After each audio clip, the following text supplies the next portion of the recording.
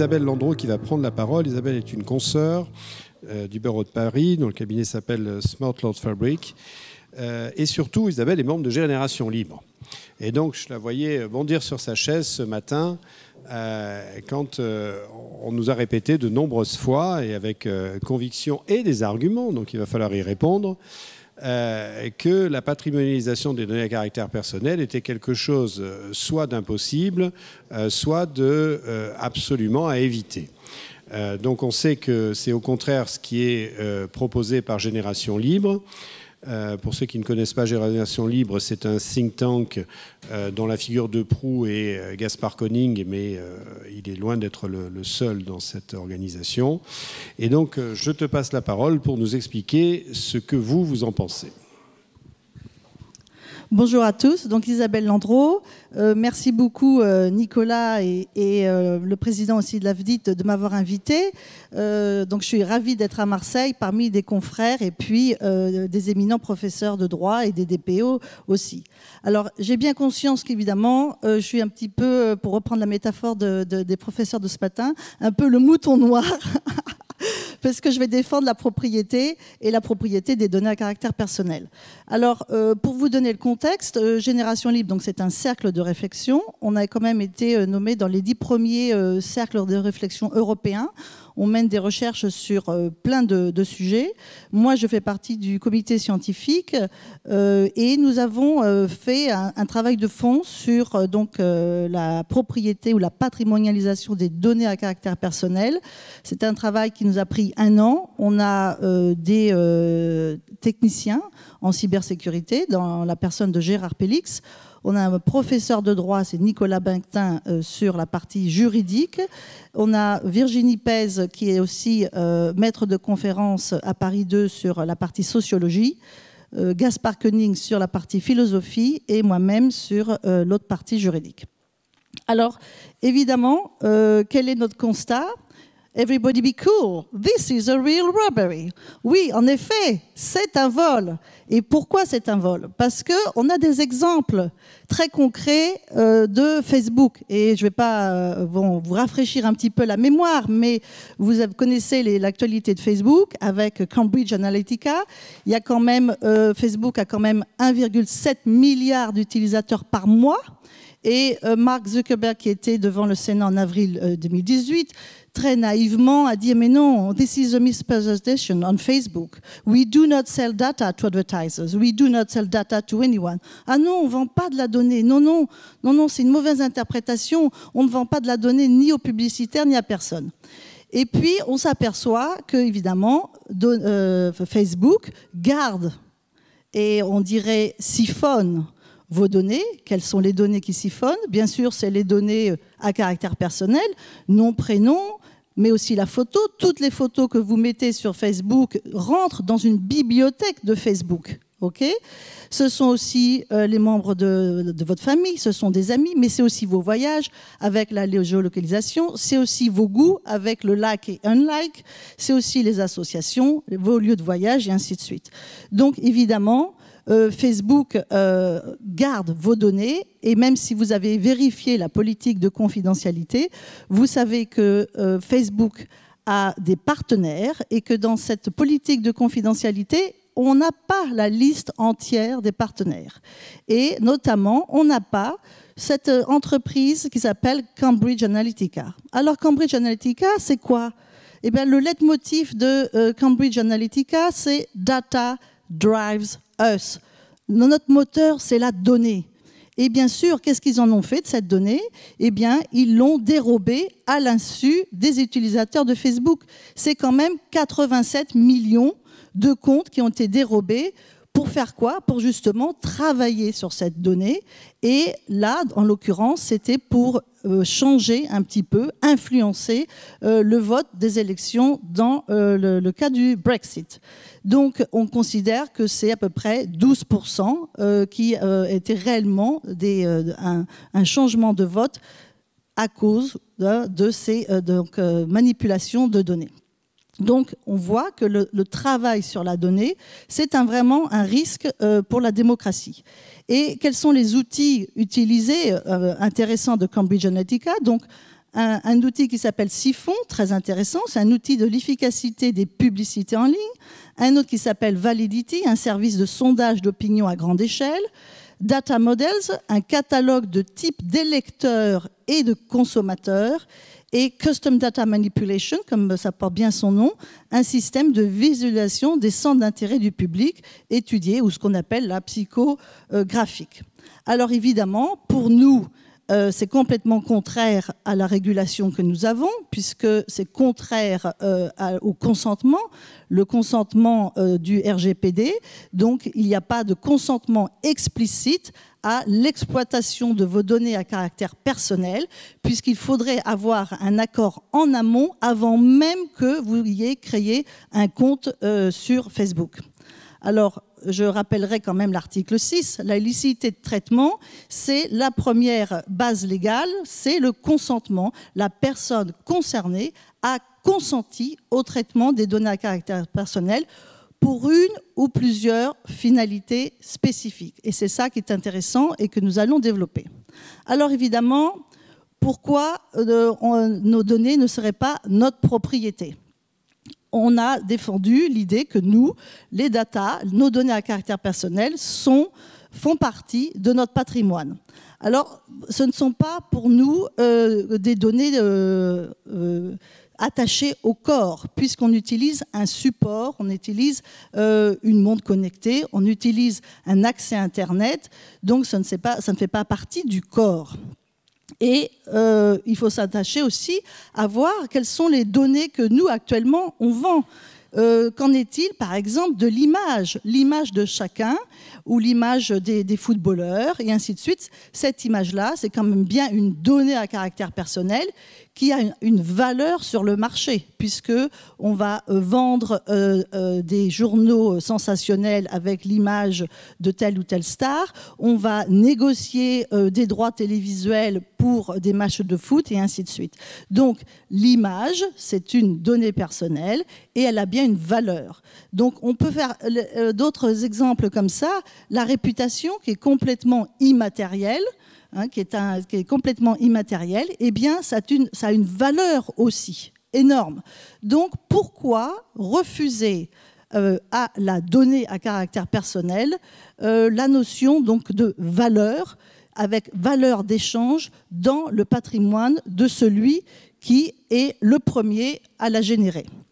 Alors, bien sûr, on a écouté ce matin les arguments contre et qui sont tout à fait valables juridiquement. On est tout à fait d'accord. On va dire oui, la donnée est un bien non rival, donc c'est un problème parce que on ne peut pas, bien sûr, la rendre exclusive puisque la donnée peut être répétée à l'infini et elle peut être consommée par d'autres personnes. Et puis, on peut aussi avoir l'idée que la donnée fait partie d'un droit à l'autodétermination informationnelle, c'est-à-dire que ça serait la capacité pour un individu de choisir plus ou moins la communication et l'utilisation de ces données. Donc c'est déjà un droit constitutionnel aux États-Unis. Alors, je ne reviendrai pas sur la rivalité, mais je reviendrai sur le portefeuille sur le droit des biens informationnels, où c'est une option. On pourrait penser qu'on a un portefeuille sur donc, la donnée, notre donnée à caractère personnel, et on pourrait la transmettre, la céder selon l'usage personnel. Et là, le citoyen aurait la liberté de gérer ces données dont il serait ayant droit. Il ne serait pas propriétaire, il serait ayant droit. Mais finalement, nos idées avancent. Et vous n'êtes pas sans savoir que Thierry Breton a été devant la Commission européenne avant d'avoir été choisi. Et il a fait une récente déclaration « Nos données nous appartiennent ». Donc je vous laisse mûrir ce que vous voulez là-dessus, mais bon, c'est quand même une avancée. Et puis la commissaire Margrethe Vestager, elle a aussi l'idée, bien sûr, de renforcer donc, le patrimoine et la portabilité des données dans le marché européen. Alors, qu'est-ce qu'on propose ? Eh bien, nous proposons que finalement, ce que j'appelle le cyber-citoyen, c'est-à-dire le citoyen qui a une vie numérique, il soit le producteur de la donnée. Pourquoi? Parce qu'il est le premier générateur de la donnée. Donc j'ai entendu fournisseur, c'est pas idiot aussi, mais c'est le premier qui génère la donnée. Et en effet, il y a quand même des textes juridiques qui existent déjà. Alors, il y a bien sûr les articles du RGPD, mais il y a aussi les articles du traité de Lisbonne, et puis il y a aussi, au niveau européen, l'article 8 et 17 de la charte fondamentale, la charte des droits fondamentaux de l'Union européenne, et qui reconnaît un droit à la donnée. Alors, quel est le modèle que nous proposons? C'est très simple. On considère que le cybercitoyen, il est propriétaire de facto de ces données parce qu'il génère cette donnée. Pourquoi? Parce qu'il a consenti à utiliser Internet, il a consenti à aller sur un site Internet et visiter tel et tel site. Il a une montre connectée, il a fait un achat, il a fait l'achat de la Freebox, il a fait un acte d'achat avec un consentement. Et donc, on s'appuie sur les textes législatifs et réglementaires actuels en mettant en exergue l'article 6 du RGPD sur le consentement. La base de tout, au départ, c'est le consentement. Et puis, puisqu'il l'a produit, on considère qu'on peut adapter donc le régime sui generis du producteur de base de données au cybercitoyen en le rendant générateur de la donnée. Donc il suffit d'élargir ce système, ce régime de la production de bases de données. Et pourquoi? Parce que comme Stéphane l'a dit, c'est très juste, c'est que nous allons avoir des millions de données. Hein, vous avez vu les chiffres de Stéphane. Donc au départ on dit, bah oui, ça va être rien du tout, vous allez être rémunéré quelques centimes. Mais à l'heure actuelle, c'est faux, parce qu'on va avoir une multiplication des objets connectés et des outils qui vont garder notre donnée. Donc, on a la montre connectée, mais on a la maison connectée, on a la voiture connectée, mais on a aussi le frigo connecté, la basket, et ainsi de suite. Tout va être connecté. Vous allez laisser vos données dans un parking municipal. Vous allez avoir votre badge pour la piscine et ainsi de suite. Donc, vous allez générer sans cesse de la donnée. Donc, qu'est-ce qui se passe? Nous, le système que j'ai proposé, il est très simple. On part du citoyen. L'idée, c'est de remettre le cybercitoyen dans cette chaîne de l'économie de la donnée. Donc, le cybercitoyen, il est le premier générateur de la donnée. Et il a, par son consentement, le choix d'ouvrir l'exploitation catégorielle de ces données à tel ou tel opérateur. Comment on fait? Eh bien, c'est très simple. Avec les technologies actuelles et futures, on va avoir un entrepôt individuel de données, un EIDD, un entrepôt individuel de données. Et on aura comme a évoqué l'expert comptable ce matin, on va avoir la chaîne de contrats, donc le smart contract, dans une chaîne de blocs qui permettra, et là on revient à une exclusivité et une appropriation de la donnée. Pourquoi? Parce que grâce à la chaîne de blocs et les smart contracts, les contrats dans la chaîne de blocs, eh bien nous allons pouvoir horodater et figer la donnée à un moment précis. Et ça, c'est de la technologie pure qui est faisable aujourd'hui. Donc, on va réifier, si vous voulez, la donnée à un moment précis. Et cette donnée, elle sera utilisée par des canaux précis. Et dès lors que le citoyen aura consenti pour une exploitation catégorielle, par rapport à son entrepôt de données, il pourra aller sur soit une plateforme, il y en a déjà qui existent, soit sur une API, c'est-à-dire une plateforme, si vous voulez, dans le nuage, où il va décider de son exploitation catégorielle pour telle et telle entreprise par rapport à la finalité poursuivie de l'entreprise. Et tout ceci est faisable techniquement, et c'est déjà fait dans un pays qui s'appelle l'Estonie. Je ne sais pas si vous connaissez le système estonien, mais le système estonien, il existe déjà. Alors évidemment, vous allez me dire c'est faisable parce qu'ils sont que 2 millions, 2,6 millions. Mais en Estonie, il y a une plateforme d'État. il y a une plateforme d'État qui permet à chaque citoyen d'avoir sa vie virtuelle sur cette plateforme. Et il y a une double authentification du citoyen pour accéder à cette plateforme, donc c'est sécurisé. Et les données sont catégorisées, donc données d'identification, données professionnelles, données de santé, données d'entreprise et ainsi de suite. Et le citoyen a la possibilité de cocher pour l'exploitation catégorielle de ces données-là à un moment qu'il veut.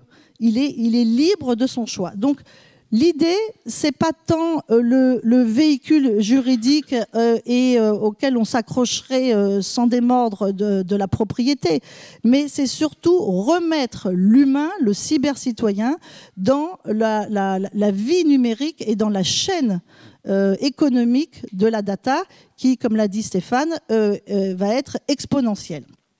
Donc, c'est très intéressant et on a quelques entreprises qui font ça, et notamment myco.coop. Alors, myco.coop, c'est donc la création d'une société coopérative. Et comment ça fonctionne? Donc, le citoyen va sur cette entreprise, sur ce site-là, et il va s'enregistrer, il va créer un compte. Donc ça, c'est la première étape. Donc nom, prénom, évidemment. Mais il devient aussi sociétaire. Il devient aussi sociétaire de la SCOP. Il est membre de la SCOP. Et grâce à cette adhésion, eh bien, il va pouvoir avoir le choix par rapport à l'exploitation de ces données dans la chaîne de contrat, de décider s'il va travailler avec tel ou tel partenaire et d'ouvrir la communication et la divulgation et l'exploitation sectorielle de ces données à tel partenaire. Donc, c'est lui qui décide de l'exploitation catégorielle de ces données. C'est toute l'idée de ce qu'on défend. Le véhicule juridique, après, peut-être à trouver, parce qu'on tâtonne et je suis toujours agréablement surprise de pouvoir discuter avec des personnes et d'autres qui ont des idées différentes que les miennes. C'est tout à fait enrichissant au niveau de la réflexion. Mais donc cet exemple-là, c'est un exemple d'une économie qui est pensée autour du citoyen, puisqu'il a le contrôle de ces données, et c'est une économie vertueuse. C'est-à-dire que là, il va choisir les partenaires avec lesquels il va travailler, et ces partenaires-là vont lui rendre, bien sûr, un service, mais il peut aussi proposer d'autres partenaires qui sont membres de la SCOP, en disant, vous pouvez, puisque nous avons vos données sur, par exemple, ici, c'est l'exemple de l'immobilier, de l'agence immobilière.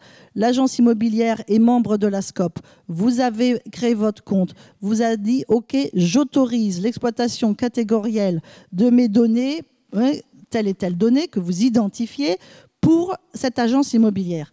L'agence immobilière vous trouve l'appartement ou la maison de vos rêves, et puis elle vous suggère si vous avez besoin de déménageurs. Et là, rebelote, vous consentez ou pas à utiliser ces services d'autres partenaires de la SCOP. Si vous refusez, eh bien, c'est aucun problème. Vous avez, vos données sont chiffrées, elles restent sur des serveurs locaux dédiés à l'entreprise. Et puis, vous pouvez avoir un retour de valeur de votre donnée, soit, donc là, c'est un token. Donc, vous avez un token. Donc, bien sûr, on avait parlé de la tokenisation de l'économie. Vous avez un token et ce token peut se transformer en bien, en service ou en monnaie. Voilà. Et donc, c'est dans un cercle vertueux que la donnée s'échange par rapport à ce système qui a été imaginé par myco.coop. Donc, c'est tout à fait faisable. Il y a d'autres entreprises qui font d'autres systèmes vertueux.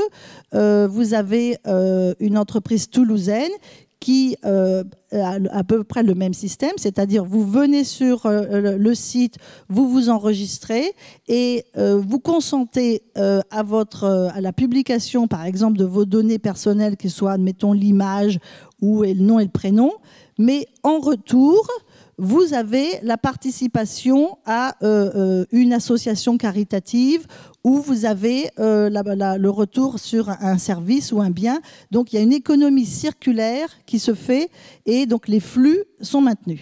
Alors évidemment, dans cette économie, dans ce système-là, on va avoir des nouveaux acteurs. Donc, le premier, c'est le cybercitoyen, ce que j'appelle le générateur de données. Nous aurons bien sûr des courtiers en données. Nous aurons des gestionnaires d'entrepôts de données et après, le courtier en données va faire donc la négociation pour le consommateur à diverses entreprises sur la rétribution en fonction du consentement à l'exploitation catégorielle de la donnée. Alors, c'est un système parmi d'autres et je pense que c'est tout à fait possible dès lors qu'on utilise la chaîne de blocs, puisque la chaîne de blocs permet l'horodatage et que la donnée soit figée à un certain moment. Donc ça, je pense que c'est tout à fait faisable. Et puisqu'on avait des experts techniciens en cybersécurité, ils nous ont confirmé cette partie-là. Donc, évidemment, on va avoir les nouveaux métiers, les courtiers en données, mais aussi on va avoir des plateformes d'échange de données. Donc, c'est déjà le cas dans d'autres pays, hein, bien sûr, en Grande-Bretagne et aux États-Unis. On commence à en avoir aussi en France. Et on commence aussi à avoir quelque chose de nouveau qui est aussi des plateformes de gestion de consentement. Hein. Donc ça, ce que nous proposons, nous, est complètement intégré au droit français et au droit européen. C'est 1, respect du consentement, article 6 RGPD. 2, adaptation du régime du producteur de données en générateur de données, puisque c'est un système sui generis, un régime sui generis, nous pouvons l'adapter.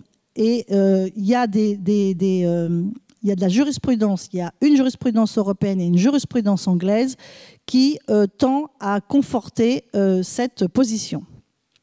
Alors, comment calculer la valeur de la donnée? C'est un des arguments contre notre théorie en disant oui, la valeur que vous allez avoir est vraiment ridicule, minime, puisque ça va être que des centimes et ainsi de suite. Ce qui est faux, puisque avec le volume de données que nous allons générer dans très peu de temps, puisqu'aujourd'hui on a à peu près 7 objets connectés, c'est-à-dire on a en général un téléphone, on a la maison connectée, on a des PC, un téléphone fixe, un PC portable, un ordinateur fixe, et puis on peut avoir une montre connectée. Donc en général, on a à peu près 7 objets connectés par personne. Mais on va en avoir au moins 15 par personne.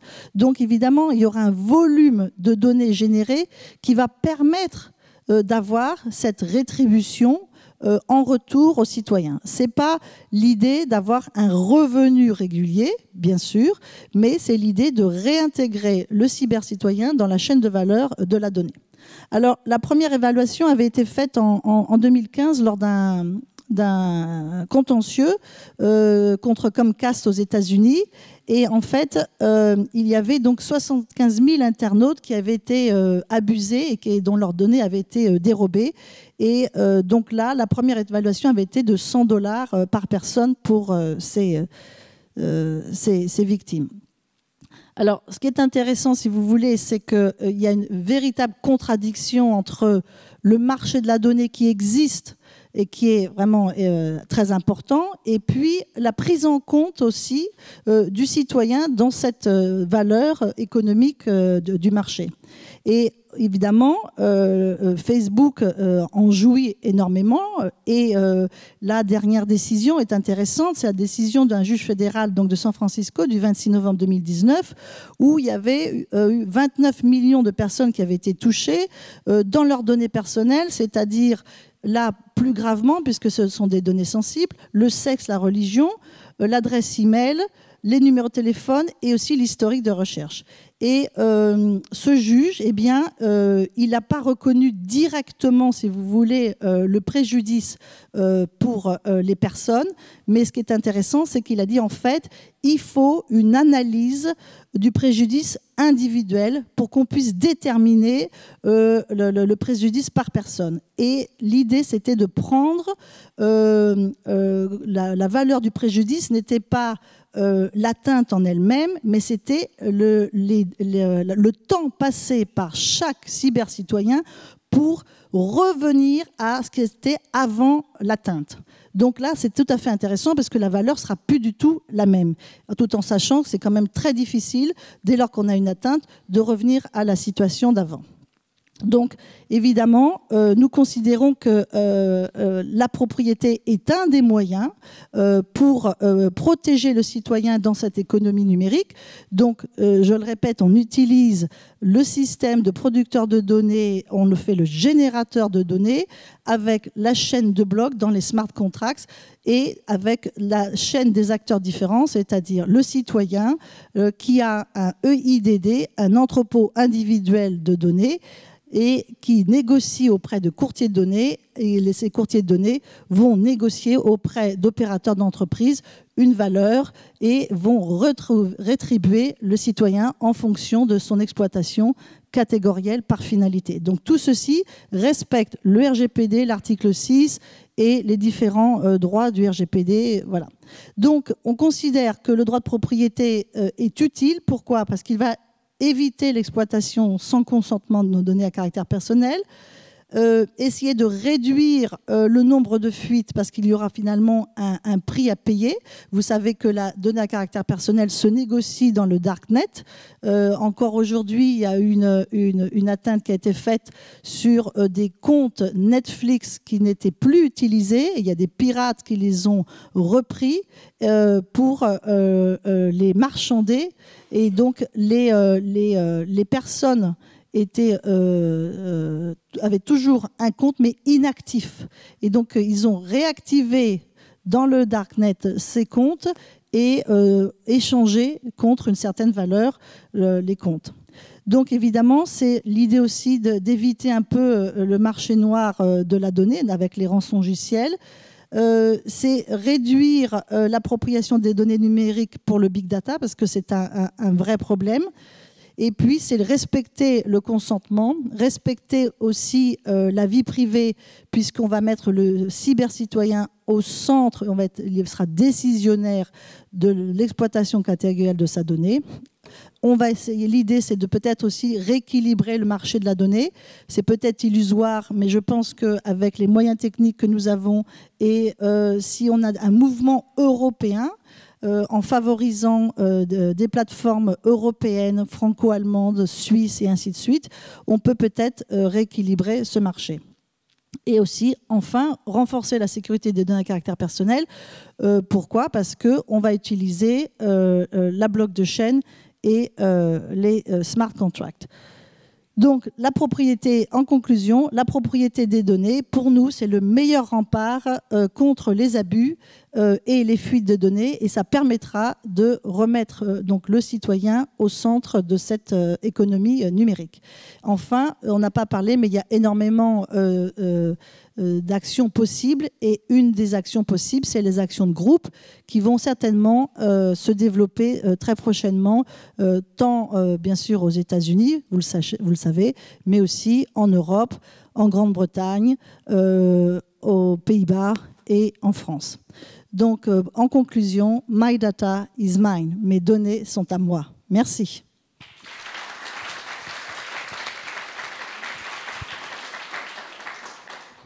Merci beaucoup. Et on sait qu'en France, iBastille, avec notre confrère ITANU, a lancé la première action de groupe sur le fondement du RGPD. Enfin, action de groupe, pardon, devant les juridictions judiciaires, c'est donc à vocation d'obtenir une indemnisation. Puisqu'il y avait eu plusieurs actions de groupe qui avaient été lancées par la Quadrature du Net et par Max Schrems dès le 25 mai 2018.